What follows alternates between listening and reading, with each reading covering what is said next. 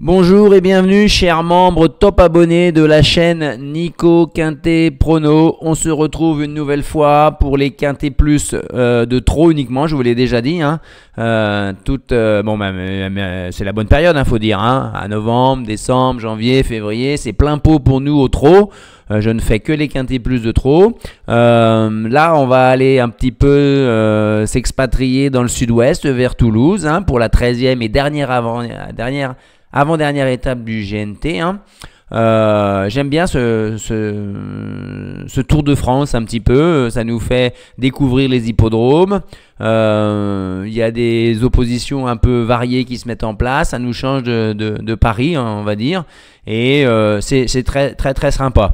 Bon, en ce moment, c'est pas la joie. J'avoue que c'est l'un des plus mauvais démarrages de meeting d'hiver que je connais. On fait des mauvais choix. Je fais des mauvais choix. J'ai des scénarios de course qui se produisent pas et je suis dans la panade derrière. J'écarte des favoris qui seraient un peu fragiles et qui font finalement l'arrivée. Les coquins ne sont pas toujours à l'arrivée, même si dimanche je vous conseillais de jouer Just Love You. Par contre, du Sard du Landré, il est reparti comme l'an dernier. Donc tant pis, et Sound Moteur rentré également et tout prêt. Bon, c'est des circonstances de course. Si vous avez vu le Prix de Bretagne, c'est les 4 des 5 premiers viennent de la corde. Hein. Voilà, les 4 premiers à la corde, ils ont fait l'arrivée. Seul Just Love You est venu légèrement en épaisseur. Voilà, bon, on reste impliqué, motivé pour vous donner tous les éléments d'information pour faire votre jeu au bout du compte. Hein. L'important, c'est que ça vous fasse réfléchir, ça vous fasse comprendre.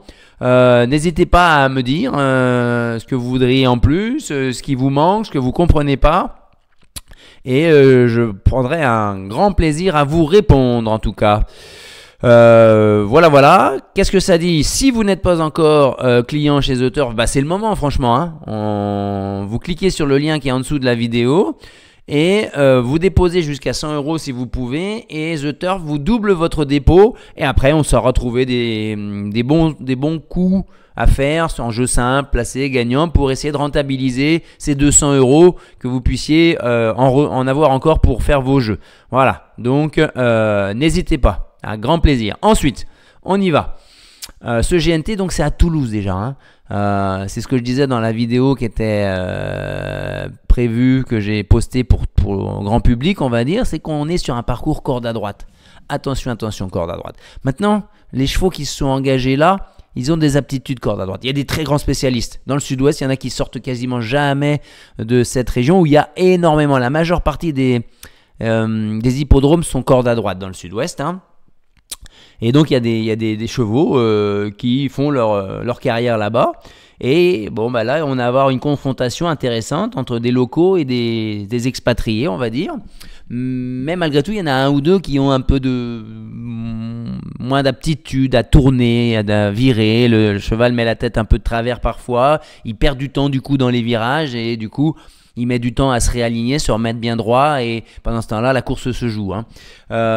Donc corde à droite sur un parcours de longue haleine, quasiment 3 km. Ils seront plus que 10 en tête.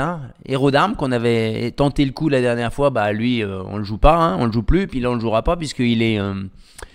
Il est blessé ou malade, je ne sais pas de précision. Et ensuite, vous voyez, j'avais écarté Just Gigolo, vous avez dit il en faut plus. Pourtant, je l'avais pris une fois avant dans un tiercé, j'ai compris ma douleur. Donc, Just Gigolo, j'avais fait l'impasse à juste titre. Héros-d'Armes, pareil. Là, il est non partant carrément. Donc, ils sont 10 en tête et ils sont seulement 3 au deuxième échelon. Certes, à rendre seulement 25 mètres, sauf c'est bien sûr des chevaux qui ont plus d'argent, des 6 ans, plus d'argent. Donc, ce sont quasiment les meilleurs, on va dire.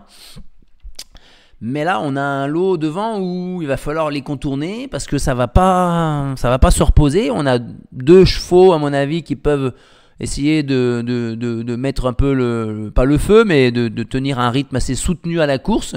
Je pense en premier lieu à Goldstar. Et puis à un moment donné aussi, Gusky Sauton, Mathieu Abrivard viendra aussi mettre son grain de sel là-dedans.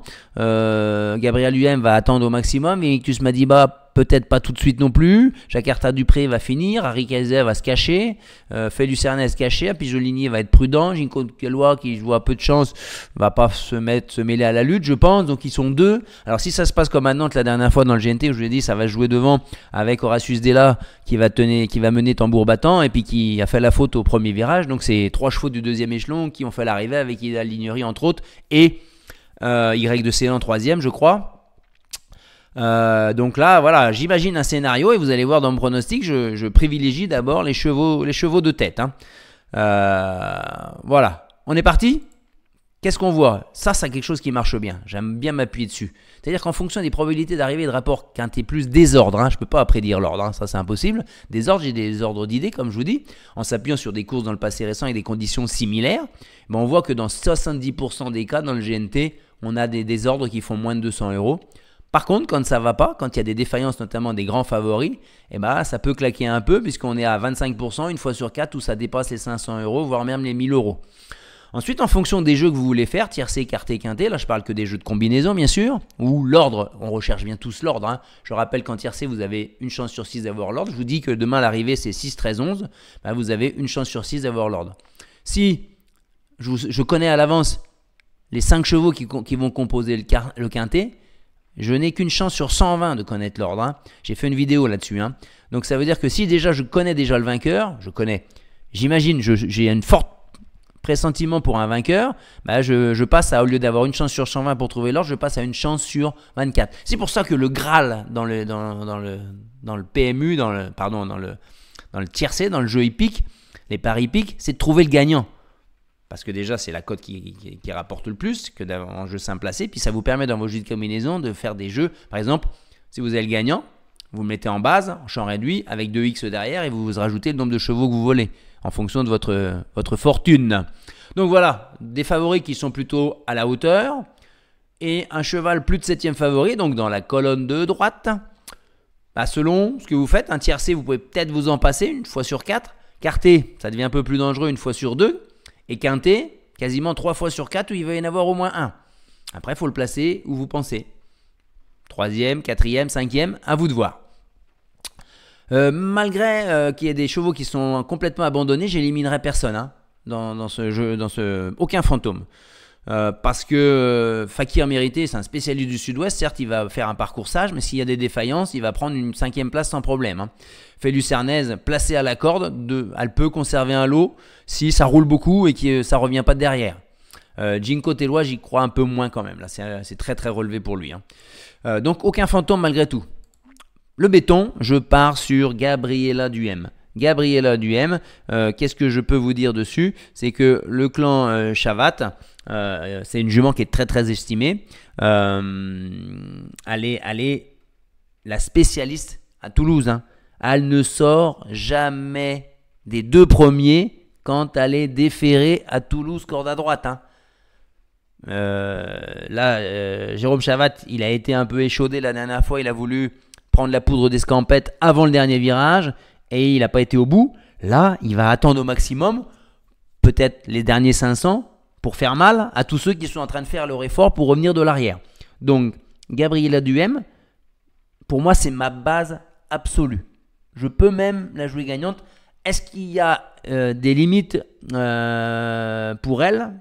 On va voir. Est-ce que l'opposition est trop relevée pour qu'elle s'impose? J'en saurai plus demain. Mais moi, je pars avec Gabriela Duhem avec un indice de confiance de 4 sur 5 quand même. Hein. Ensuite, le copain pour finir dans les 3, Yuki Soton, on le connaît. C'est soit dans les 3, soit c'est disqualifié. Et quand c'est disqualifié, c'est au départ. Donc Mathieu Abrivard, il sait qu'au départ, il faut être hyper vigilant. Donc vous ne le verrez pas en tête tout de suite dans les premières centaines de mètres de course. Par contre, à un moment donné, il va imposer son rythme. Par contre, il a gagné à Bordeaux, je crois. C'est plus dur là, hein. C'est plus relevé.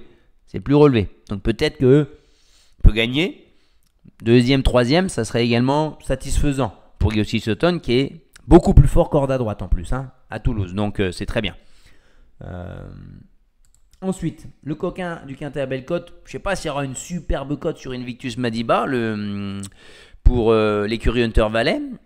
Mais il est à droite dans la colonne de la synthèse de la presse. Il est légèrement, pas abandonné, mais il fait pas l'unanimité comme d'autres. Hein.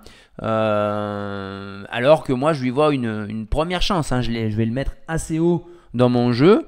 Juste la drift, j'aurais préféré un top driver là, hein, avec Invictus Madiba, même si Alexis Collette le drift et le monte depuis un petit peu quelques temps là. Mais c'est un cheval qui est devenu très régulier, beaucoup moins fautif qu'avant. Il ne devrait pas sortir du quintet, je pense. Hein. Ensuite, la déception, Fakir mérité, parce que c'est pas un objectif. Il a un autre objectif dans 15 jours, je crois, dans le sud-ouest, dans un lot moins bien composé. Là, il va faire sage derrière Franck Marty. Hein. Ça donne quoi? Donc, mercredi 20, vous savez qui je mets en tête. Gabriela Duhem. Ensuite, je vais mettre derrière Igus Kissoton. Ça va être un peu premier ou pas nulle part, mais bon, il peut être deuxième. Voilà, c'est ce que j'ai mis dans mon jeu. Ensuite, on va mettre un Invictus Madiba, comme je vous disais. Ce sont mes 3 bétons, copains, coquins. Pourquoi pas? Mais attention, hein, dans mes stats, quand je suis ça, je crois de mémoire que j'en ai 2 sur 3 dans 75% des quintés. Vous voyez, 2 sur les 3 dans 75% des quintés. Les 3, c'est 10-15%, c'est difficile hein, de trouver. Je vous donne 3 chevaux, ils sont tous les 3 dans le quintet. Essayez, amusez-vous. Surtout que je vous donne un cheval qui est très très joué, normalement un copain qui est un peu moins joué et un coquin qui est à 30 contre 1 en moyenne. Hein. Donc on y va avec Invictus Madiba. On enchaîne toujours en tête Gold Star. Il se plaît énormément corde à droite. Il a la drift d'Alexandre Abrivard. Il va prendre la tête. Il va aller le plus loin possible. Alexandre Abrivard vise l'une des 3 premières places. Donc je l'ai mis assez haut aussi. Ensuite, on enchaîne avec le deuxième échelon. Je pense que Y de Ceylan va préserver sa pointe de vitesse au maximum et venir choper une place. Le 13, Ibikidoua, j'ai longtemps hésité à le placer très très haut. Mais est-ce vraiment un objectif? Raffin se met deuxième dans son pronostic. Vous pouvez le mettre plus haut si vous voulez. Hein. Voilà, vous pouvez le mettre plus haut, vous pouvez le mettre en tête. Mais j'ai un doute. C'est peut-être là où je sais pas. Voilà. Ensuite, on enchaîne avec le 7 Jakarta des Prés. Attention, j'ai vu sa dernière course. Hein. Ces 3 dernières courses de rentrée, c'était des courses où elle était à 50. Il était à 50 mètres à chaque fois. Jakarta des Prés, ça a tutoyé les meilleurs J hein, derrière Josh Power, Justin Bolt, Joshua Tree. Ça a eu un coup de moins bien, mais ça a couru énormément de courses de groupe. Et c'est un cheval qui a une bonne pointe de vitesse. Maintenant, il se plaît un tout petit peu moins corde à droite. Il a couru des lots moins relevés. Donc, c'est pour ça que je glisse un peu plus bas dans mon pronostic. Et enfin, je termine avec une petite surprise avec Happy Joe de Ligny, spécialiste du sud-ouest, qui court habituellement avec Gabriela Duhem, qui termine juste derrière à chaque fois, qui l'a déjà battu. Là, Lana Henry va arroser, j'espère, son passage dans les professionnels. Elle vient de gagner sa 50e victoire hier soir, je crois. Oui. Donc, avec Invictus, non pas Invictus, Invictus du dollar, que je vous invite à suivre. Hein. C'est un cheval que, regardez sa musique, hein, Invictus du dollar. Donc, à Pigeot de Ligny, 4-5e, voilà. À la corde, en attente, ramasser les morts. S'il y a des défaillances. Du coup, je prends pas Ricarizet. Il n'y a pas de place pour tout le monde. Hein. Pas de place pour tout le monde. Pourtant, il est beaucoup mieux à droite et beaucoup mieux piste plate. Ça serait pas une surprise s'il était là. Et du coup, j'ai fait l'impasse sur F7. Pourtant, course visée, le clan Bazir, l'engagement au top. Mais pour moi, ça va être plus dur que ces dernières belles performances. Voilà, il y a des choix à faire, c'est voilà, à vous de voir les amis. J'espère que ça vous a plu, n'hésitez pas à mettre des commentaires dans notre partie privée et je vous souhaite de bons jeux, une bonne soirée et on se retrouve dès demain mercredi. Je le ferai un peu plus tard pour le Quintet Plus de jeudi à Vincennes. Allez les amis, un pouce bleu pour celle-là, un petit commentaire sous la vidéo. Bye bye, à bientôt.